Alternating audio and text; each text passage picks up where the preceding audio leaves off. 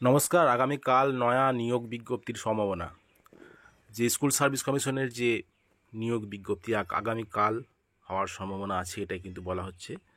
এখানে দেখতে পাচ্ছেন খুব দ্রুত 25,752 জন শিক্ষক ও শিক্ষাকর্মী নিয়োগের বিজ্ঞপ্তি জারি করবে স্কুল সার্ভিস কমিশন এসএসসি। সম্ভবত সোমবারই ওই বিজ্ঞপ্তি জারি হতে পারে বলে খবর।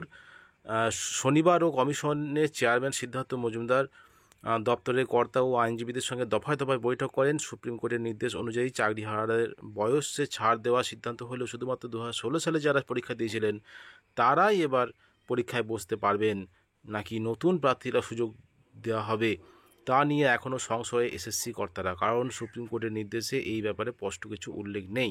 তাই এ ব্যাপারে ব্যাখ্যা চাইতে স্কুল সার্ভিস কমিশন সুপ্রিম কোর্টে আবেদনও জানাতে পারে। তবে মুখ্যমন্ত্রী মমতা বন্দ্যোপাধ্যায় ইতিমধ্যেই দ্রুত নিয়োগের বার্তা দিয়েছেন, তাই নিয়োগ প্রক্রিয়া শুরু নিয়ে দেরি করতে চাইছে না কমিশনও। নবান্ন সূত্রে জানা গিয়েছে যে ইতিমধ্যেই শিক্ষা দপ্তরের কর্তাদের সঙ্গে বৈঠক করেছেন মুখ্যমন্ত্রীর মুখ্য সচিব মনোজ পন্থ।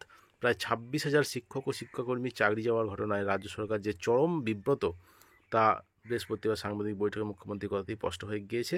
সেই কারণেই তড়িঘড়ি চাকরিহারাদের সঙ্গে বৈঠকের সিদ্ধান্ত নিয়েছেন তিনি। শুক্রবার এসএসসি চেয়ারম্যান জানিয়ে দিয়েছেন যে 3 মাসের মধ্যে নিয়োগ প্রক্রিয়া সম্পন্ন করা সম্ভব নয়। কমিশনের এই মনোভাবে ক্ষুব্ধ মুখ্যমন্ত্রী তার বার্তা শিক্ষামন্ত্রী ব্রাত্য বসু মারফত কমিশনের চেয়ারম্যানের কাছে পৌঁছে দেওয়া হয়েছে। এরপরই নিয়োগ প্রক্রিয়া শুরু করা নিয়ে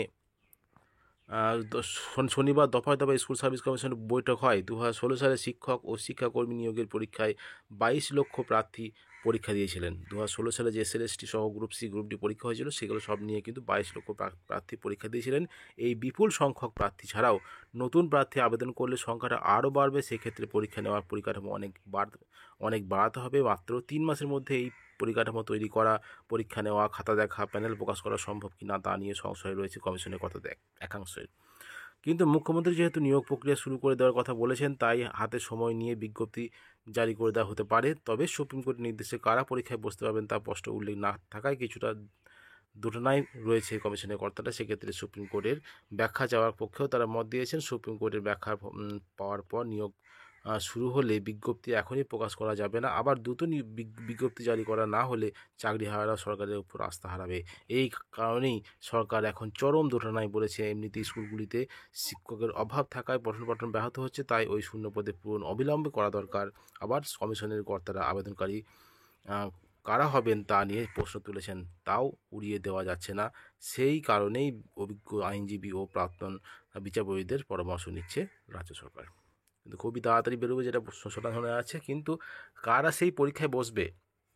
যারা 2016 সালে যারা পরীক্ষায় বসেছিল তারাই সুযোগ পাবে, না নতুনদের সুযোগ দেওয়া হবে? এ নিয়ে কিন্তু সংশয় আছে, যেটা জানা আছে। কিন্তু যেটা মনে হয়, যেটা হতে পারে, সেটা হলো 2016 সালের যারা পরীক্ষায় বসেছিলেন তারাই হয়তো নিয়োগের সুযোগটা পেতে পারে।